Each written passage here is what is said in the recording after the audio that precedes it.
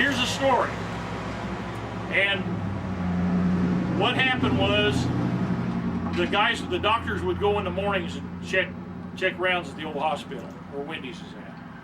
And Rainey and all of them was over there. Well, the night before, that week before that,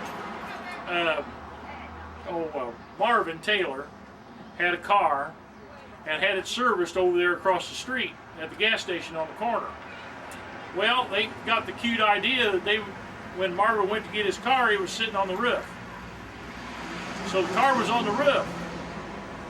Well, Marvin, I don't know how they got it up. They said that they told me, the Bailey boys said they took boards to get it up there. I don't know how they did it, but they got it up there.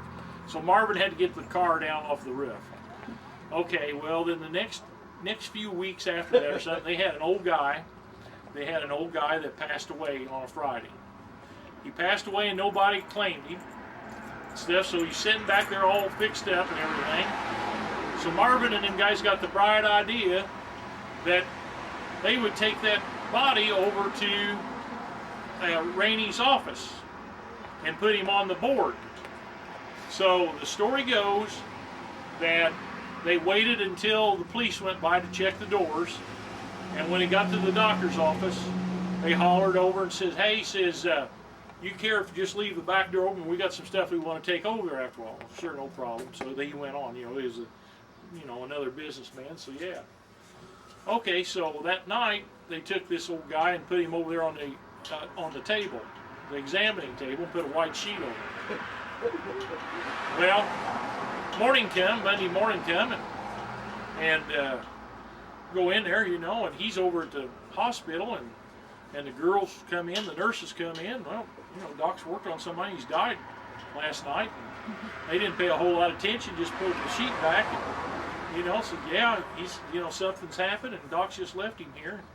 So they didn't know whether to call the funeral home or they thought they'd call Rainey first. They called Rainey, and Rainey come unglued. He was over there in less than 5 minutes. And he went in there and he seen that body, and brochures, well, they said he went crazy. He was mad. He was upset. So he knew what had happened because he looked at the body. He could immediately tell, it had been all fixed up and prepared, and so anyhow, he knew what was going on. Well, Brochures got the wild idea to him and a nurse to take the body and put it in Rainey's car. Oh.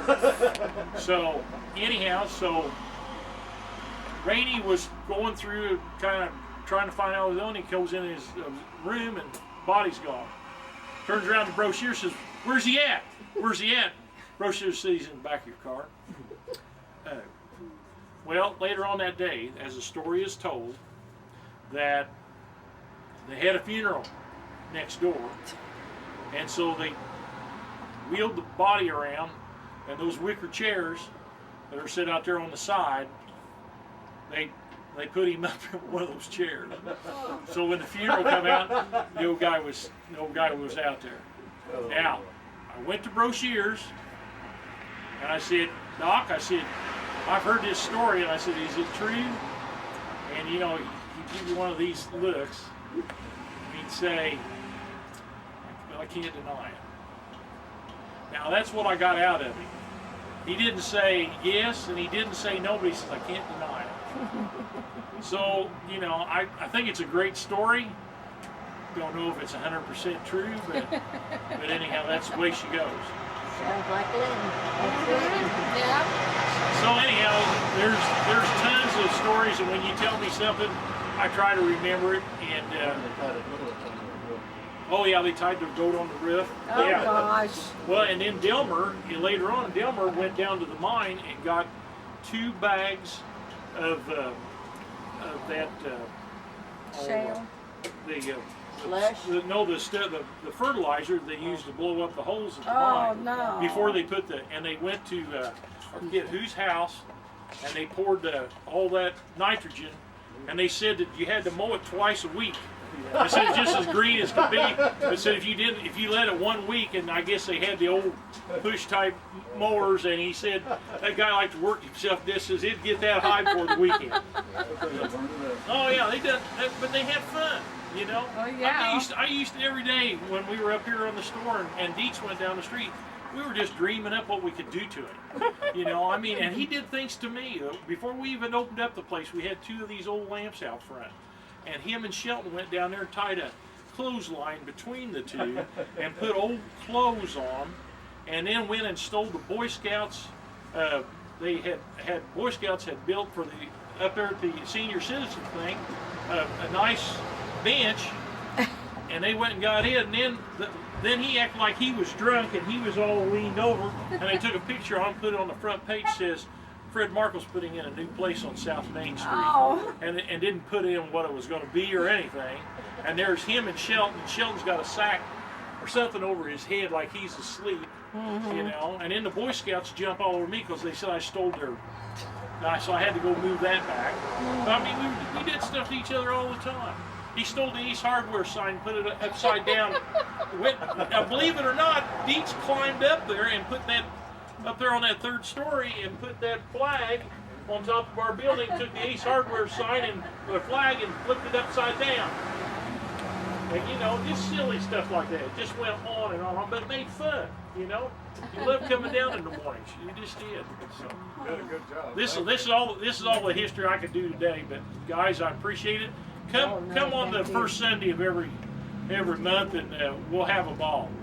You know, we won't. And then also later on in the fall, we're going to have a cooking thing too. So don't forget that. But that'll be a few months down the way. So I'll take y'all around. You want to go around over where the band shell's at? Yeah. Take you around that way? Yeah. All righty. Well, thanks so much. We'll cross like the GE. Did you ever notice the guys' gardens along there? How the plants grow like crazy? Did you know that there used to be a ravine in there, and when all the droppings of horse manure and everything that's where they filled it at? That's where they took it. They filled them ravines full of the droppings and the manure, because that wasn't really down there. Wasn't anybody down there. So I think that's the reason that ground's so rich down there. Probably. You know. Wow. And the guy told me here not too long ago. He says, "Oh yeah, so that was like a farm back there, and all the stuff that was on the streets, that's where it went." Little silly stuff. Yeah. All right, guys, you ready? Yep. Okay, we're going to go on the other side. Okay. Are you taking off? My truck, it's over, isn't it? Yeah. My truck's over. Oh, okay. All righty. We'll see Mine's you over later. there. Thanks. Okay. This is a livery stable. Okay. They also did tack there too. Okay. What? And then Kenny Hannon over there, he was on. You remember he had the spot over there and was the Hudson dealer, and we're the whole Shunky's. Tim's office is. Yeah. Half of that was a barbershop and half of it was open, and that was their used car part. And if you look at the back of this building, if you look right over here, you can see the dome where they drove the cars in. Huh. Okay. And so you can see that. It's them little things that ties all this in. Yeah. I've got a picture of a woman come in of the Studebakers. And it's this old gal sitting in one that's in the 20s, and I'm thinking, wow, where was that held? Well, I quit looking at her and quit looking at her car, and I kept looking around. It's right over here where Jack Strong had it, over here at just off of let's see, railroad across from Subway. Oh my goodness. And I went over there, and now they bricked the arch in, but the arch is still there. Oh. So they just bricked the inside of it. So that's right there where she was at.